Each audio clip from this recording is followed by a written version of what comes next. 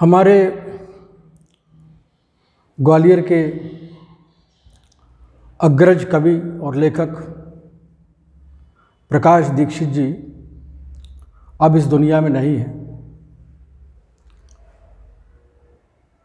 हाल ही में उनकी बरसी भी थी और ग्वालियर में उनको जानने वाले, उनसे स्नेह और आत्मीयता रखने वाले, उनके प्रति आदर और समादर भाव रखने वाले मित्रों का आग्रह था कि प्रकाश जी का मुझे सानिध्य मिला, अतः मैं उनके बारे में कुछ बातचीत करूं। यहाँ यह कह देना ज़रूरी है कि प्रकाश दीक्षित जी एक कुलवक्ती, अध्येता, राजनीतिक सामाजिक विश्लेषक, लेखक रहे।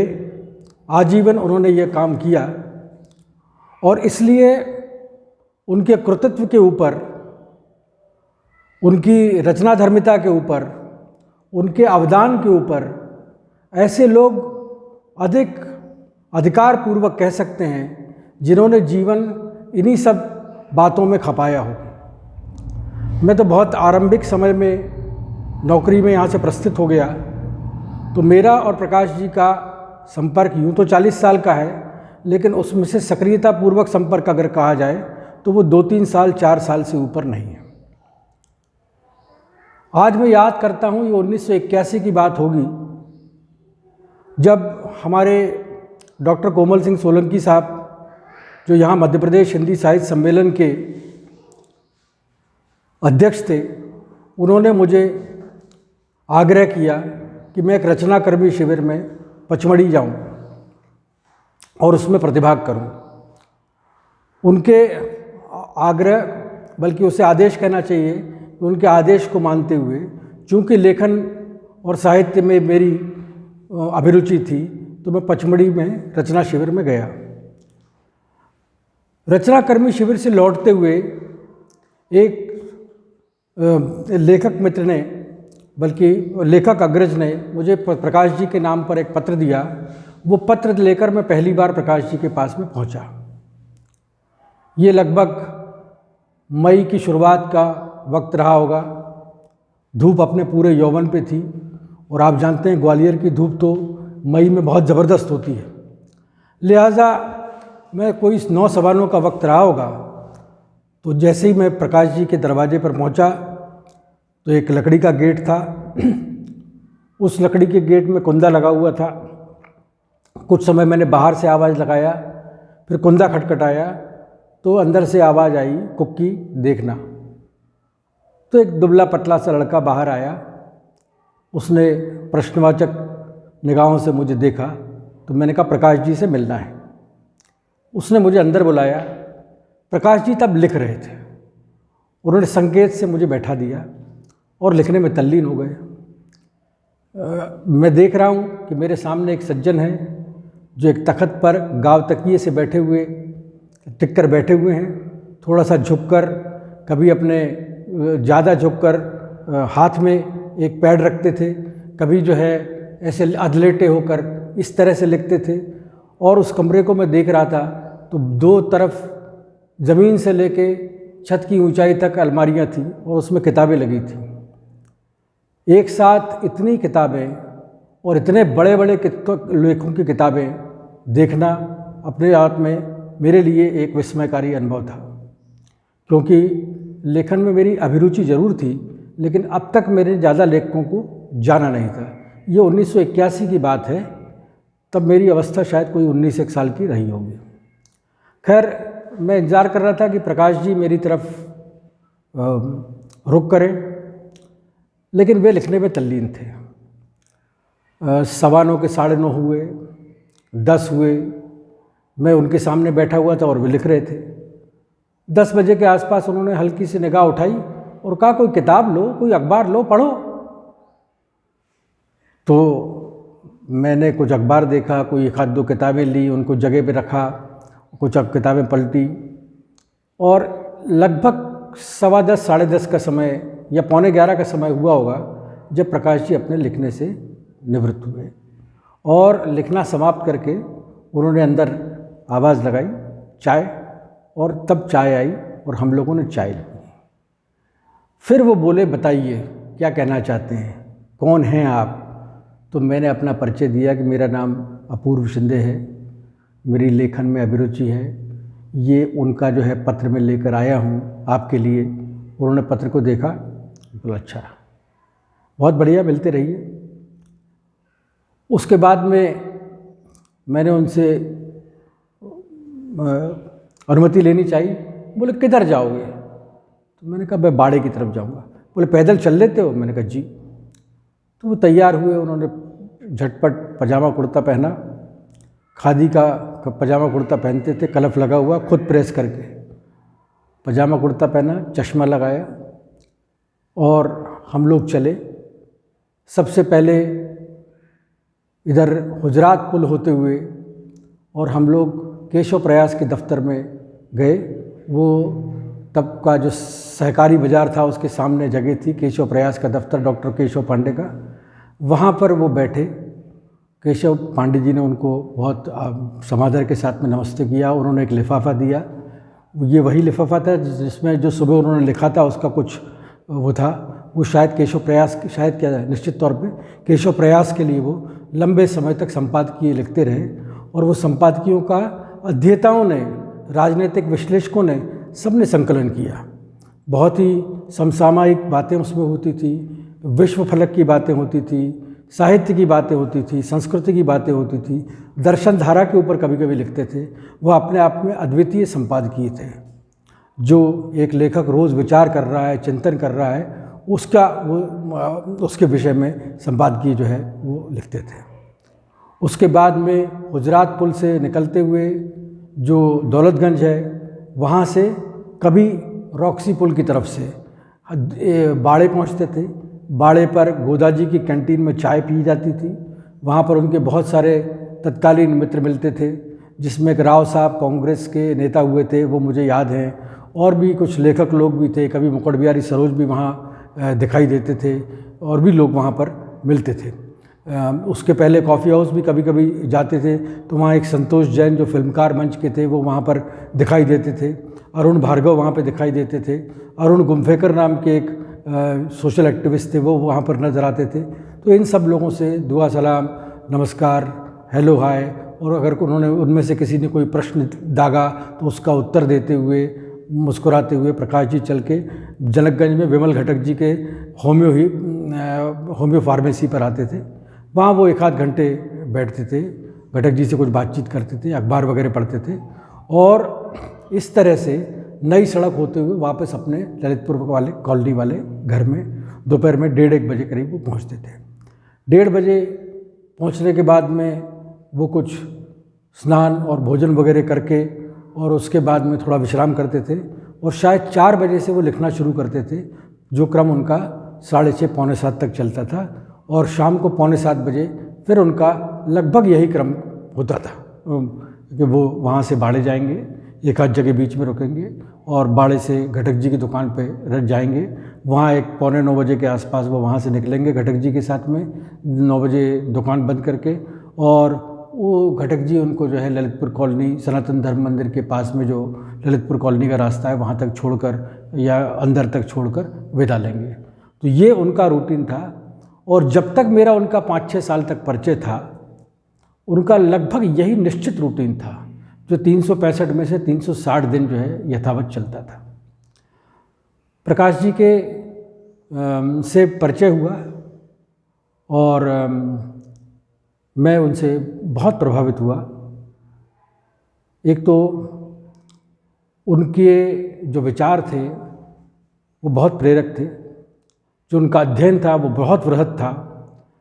आमतौर पर वे खिन्न मना, अवसादग्रस्त और अपने आप में चुप, इस तरीके का उनका व्यक्तित्व था। बहुत ज़्यादा पहल करके वो किसी से संवाद करने में रुचि नहीं रखते थे, क्योंकि वो निरंतर अध्ययन करते थे और विचार करते थे।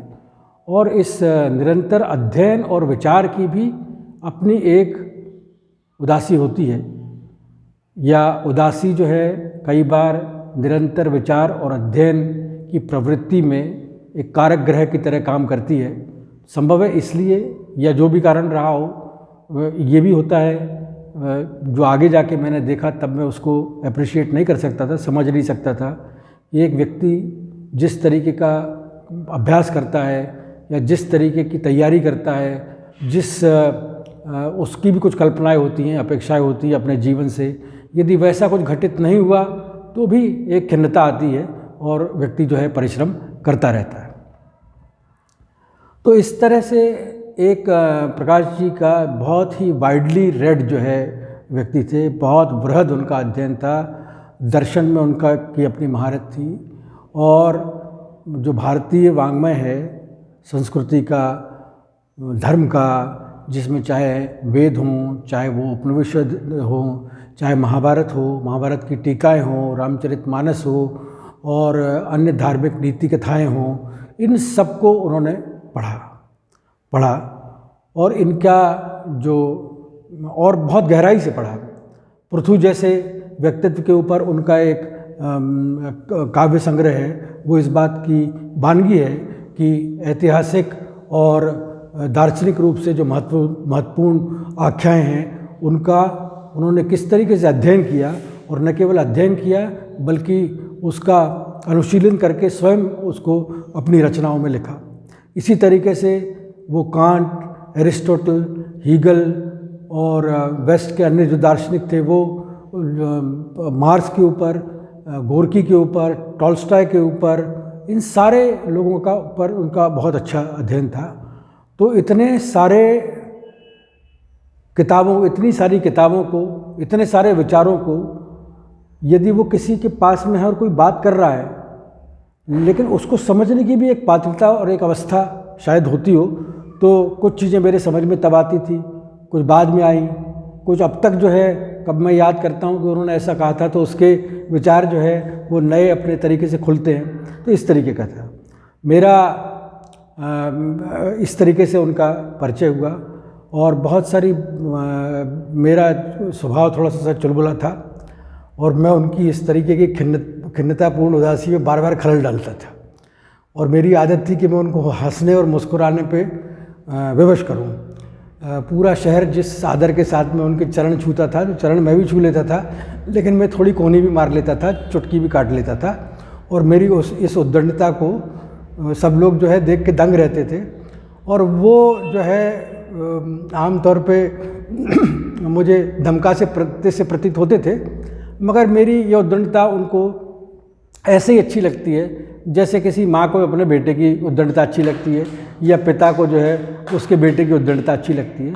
तो वो इस तरीके से कभी गुस्से से देखकर, कभी डपट कर मुझे चुप कराते थे। अगर मैं कोई लाइन वाइन क्रॉस करने की स्थिति तक पहुंच जाता था तो उसके पहले ही मुझे आगाह कर देते थे।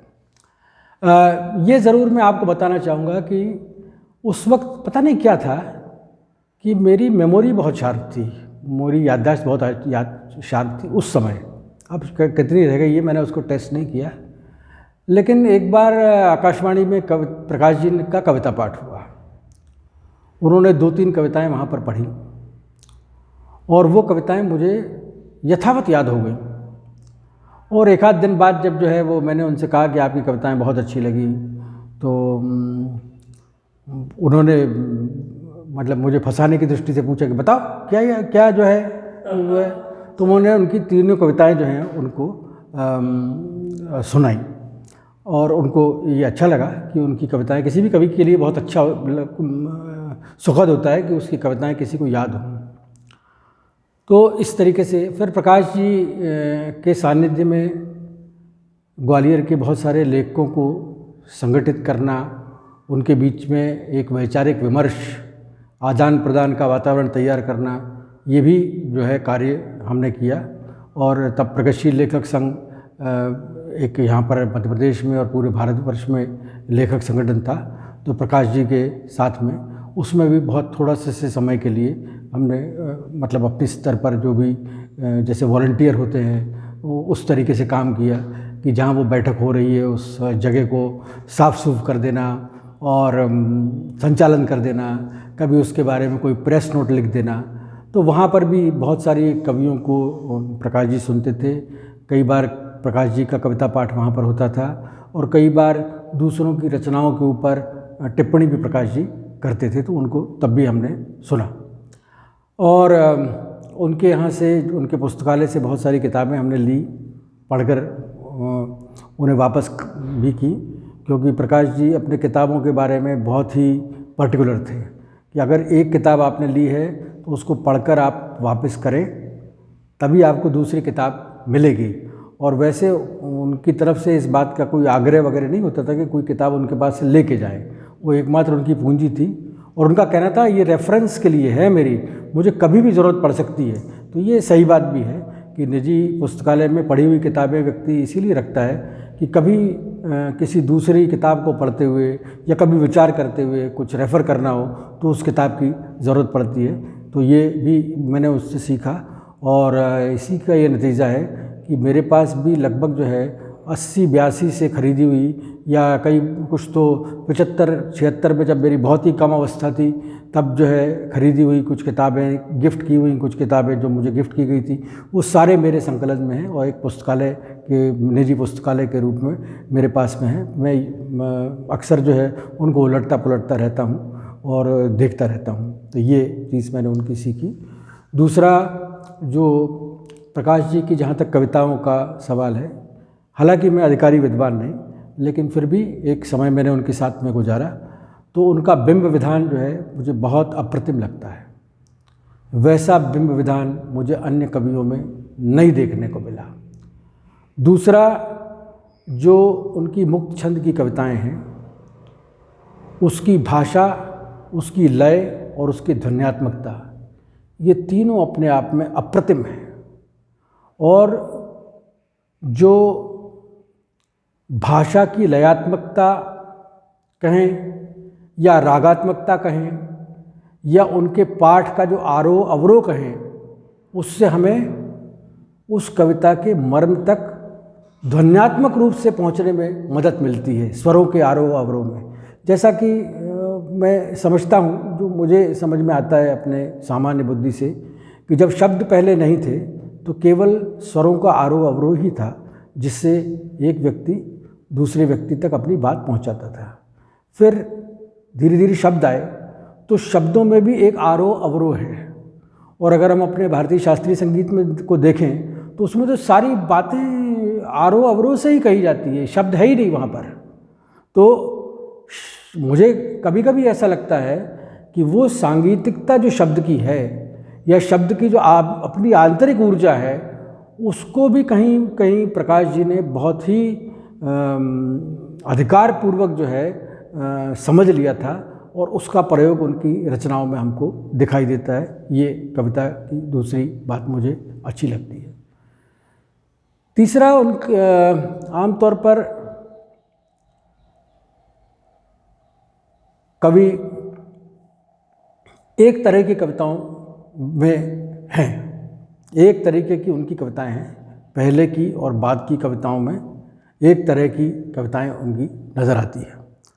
लेकिन प्रकाश जी की जो मैं कविताएं देखता हूँ, जो मुझे पढ़ने का अवसर मिला, उसमें जो जिन कविता की जो विषय वस्तु है या उसका जो पोएटिक आइडिया है, सेंट्रल आइडिया है कविता का, वो एक बहुत बड़ा फलक है। जैसे उनकी कुछ कविता के आत्मसंघर्ष की कविताएं हैं, जो पोएटिक प्रोसेस है, कविता लिखते हुए कवि जो अनुभव करता है, वो उस तरीके की कविताएं जो हैं कुछ हैं। मैं कुछ आपको उदाहरण भी देना चाहूँगा। जैसे उनकी एक कविता है, कविताएं लिखना इतना आसान तो नहीं जितना कि सुबह सुबह आंगन में सूरज का उगना। या प्रकाश जी को याद करते हुए उनके स्टाइल को यदि कॉपी करना चाहूँ तो कुछ कर पाऊँगा कि कविताएं लिखना इतना आसान तो नहीं जितना कि सुबह सुबह आंगन में सूरज का उगना। कविताएं लिखना इतना आसान भी नहीं जितना कि बचपन के किलक भरे हाथों से फिसलकर बरसाती पोखर में कागज़ की नावों का डूबना। कविता तो कोशिश है, मोमबत्ती से चट्टान पर लकीर उकेरने की, और उफ़ यह कोशिश भी क्या है जिसमें जलती नहीं मोमबत्ती, सिर्फ घिसती है और चट्टान का तो रंग रूप कुछ भी बदल नहीं पाता है। तो ये एक कवि जो कविता लिख रहा है वो किसी बदलाव की इच्छा में कविता लिख रहा है। कविता या कोई भी रचनाशीलता किसी न किसी परिवर्तन के लिए है। पोएट जो है सत्ता का स्थायी विपक्ष है। अगर वो विपक्ष में नहीं है तो फिर वो चारण सा है, फिर वो पोएट कुछ नहीं है।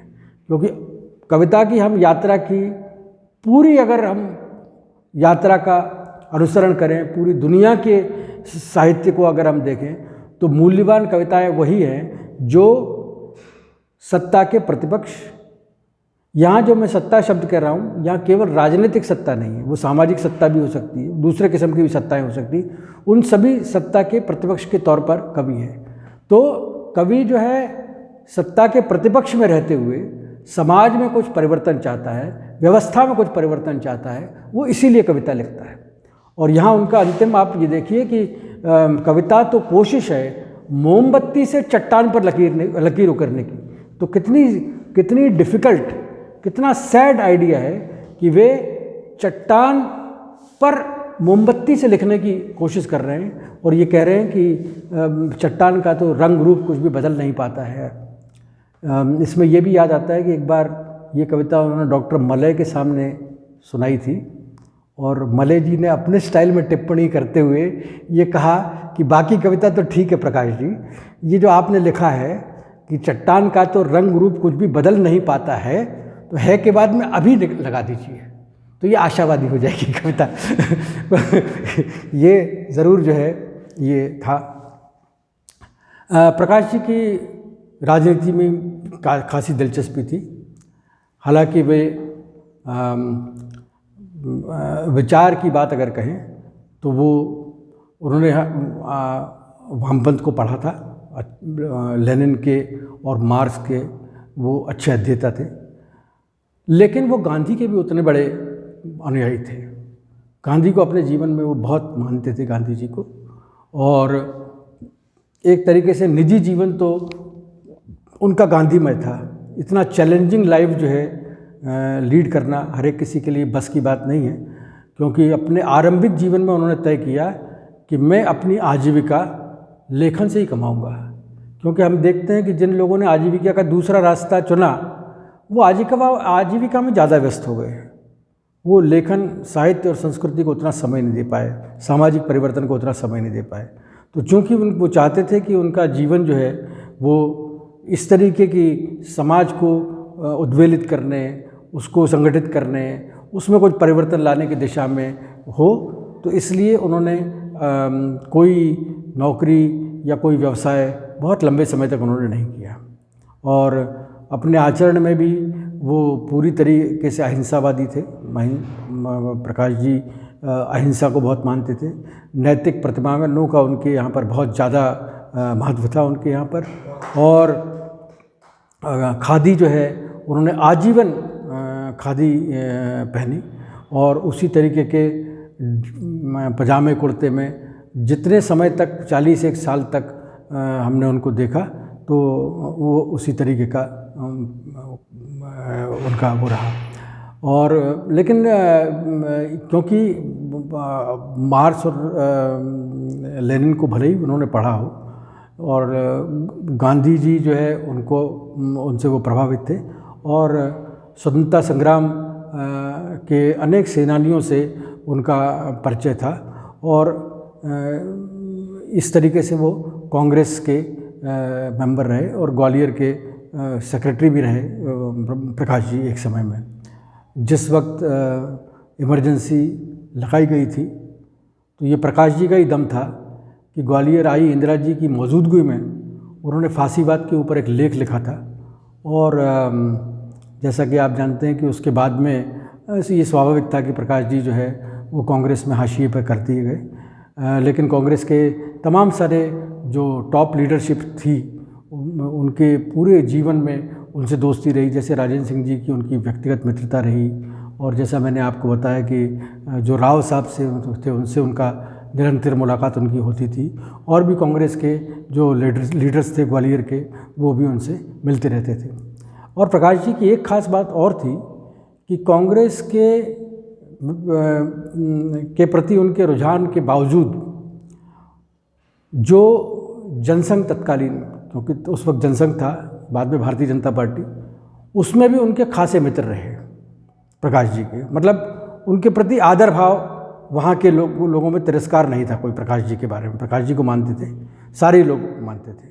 इसी प्रकार से जो सीपीआई और सीपीएम के जो पदाधिकारी रहे, चाहे वो मोतीलाल शर्मा हो, रामचंद्र सरवटे हों, इन सब का भी प्रकाश जी को लेकर आदर भाव इनके मन में भी रहा। और अगली पीढ़ी में बादल हों, सरोज हों, या अजय शिंदे तब एक्टिव थे वो हों, निगम साहब हो, तो ये सब भी उनसे निरंतर संपर्क में रहते थे।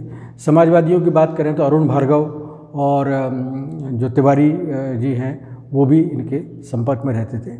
और डॉक्टर जैन जो थे उनकी भी प्रकाश जी के साथ में बहुत अच्छी मित्रता थी।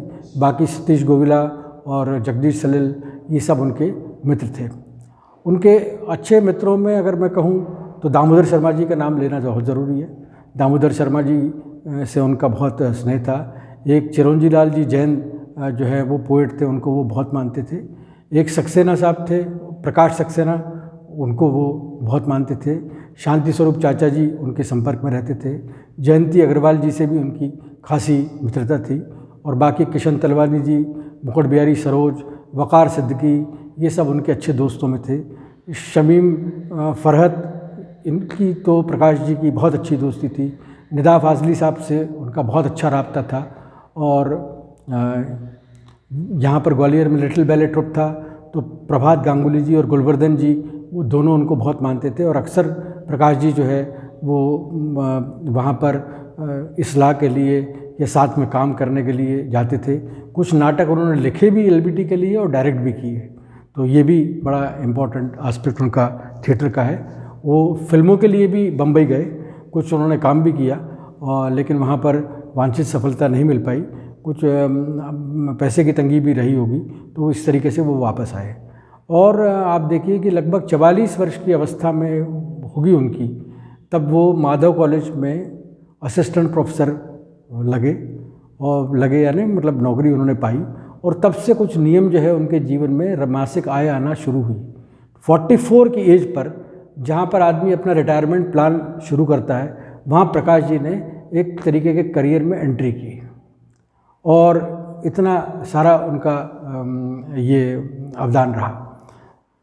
दूसरा तो ये बड़ा अपने आप में इस तरीके का जीवन जीना बहुत जीवट की बात है, बहुत ही जीवट की बात है। जिस वक्त समाज में बड़े घर, ज़्यादा पैसे, ज़्यादा कपड़े, इस सब की होड़ लगी हो, जिस वक्त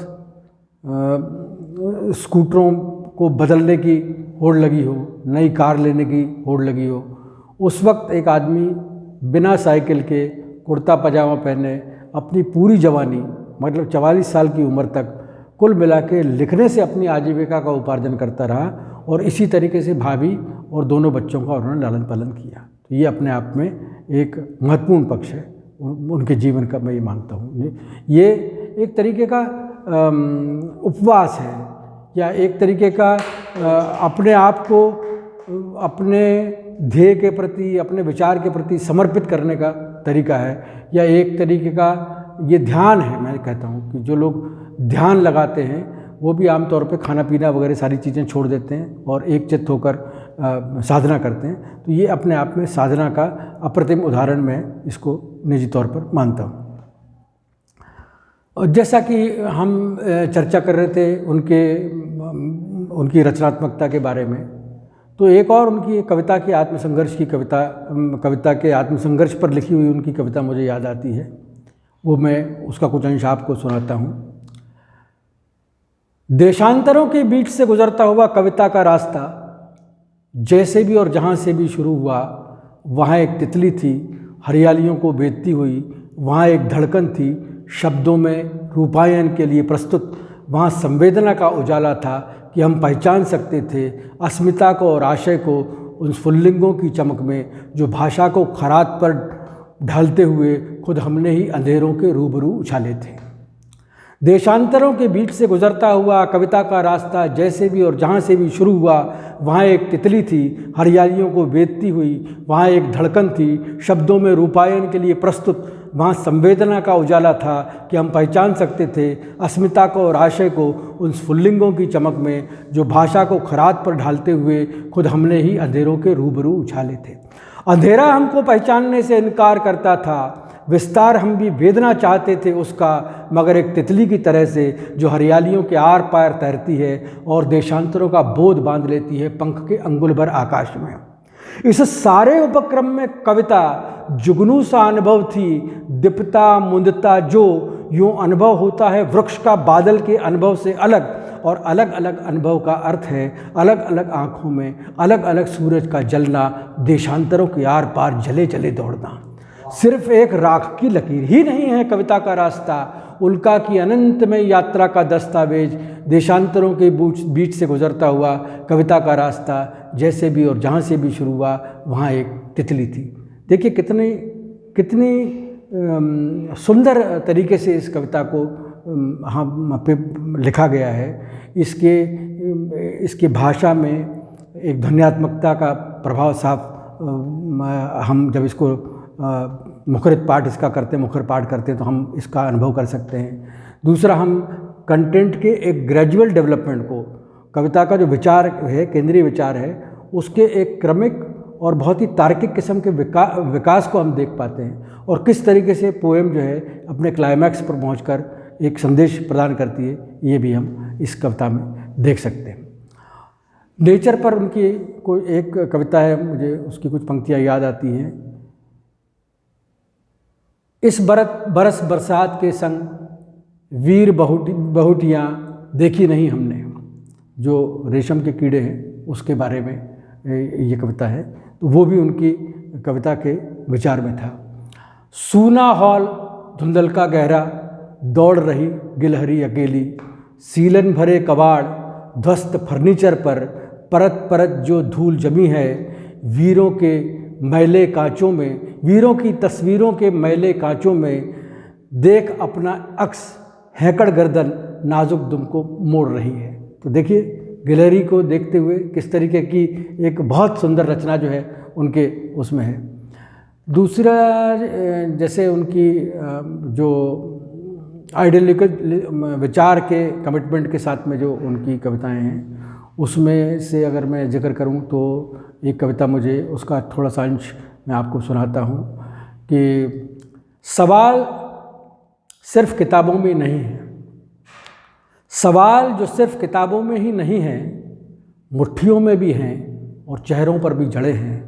स्पार्टाकस के साथियों की तरह राजपथ के दोनों किनारों पर सूलियों से लटके खड़े हैं सवाल, जो सिर्फ किताबों में ही नहीं है, मुट्ठियों में भी हैं और चेहरों पर भी जड़े हैं। तो देखिए, जो स्पार्टाकस के साथी थे उनके सिरों को तत्कालीन सत्ता ने सूलियों पर चढ़ा दिया था, और वो बिंब लेकर भारतीय समाज की जो विडंबना है उसके बारे में, परिस्थिति है उसके बारे में उन्होंने अपनी बात कही। तो भले ही स्थानीय बात को उन्होंने कहा हो या समसामयिक बात को कहा हो, लेकिन एक ऐतिहासिक संदर्भ वो लेकर आए। और इसके अलावा जैसे मैंने जिक्र किया था आपसे कि पृथु के ऊपर तो उनका एक बहुत ही सुंदर काव्य संग्रह उनका है।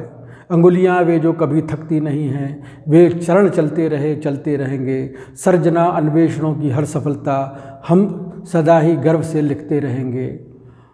सच तो यह अधूरे गीत हैं हम, एक लंबी लय हमें बांधे हुए है, सेतु ऐसा विगत आगत जोड़ता जो, ज्योति दो छोरों हमें साधे हुए है। बहुत ही सुंदर रचना उनकी पृथु के विषय में यह है। उनके उपन्यास भी हैं। उपन्यास के आदि खिड़की उनका एक उपन्यास है जो बहुत ही ताकतवर उपन्यास जो है, वो उस समय के सब उपन्यासकारों के उपन्यास अगर आप देखें तो आदि खिड़की देश के प्रमुख उपन्यासकारों में से किसी उपन्यास का उपन्यास वो लगता है। तो इस तरीके का उनका अवदान रहा प्रकाश जी का, और हम बहुत ही श्रद्धा के साथ में उनको स्मरण करते हैं। बहुत बहुत धन्यवाद।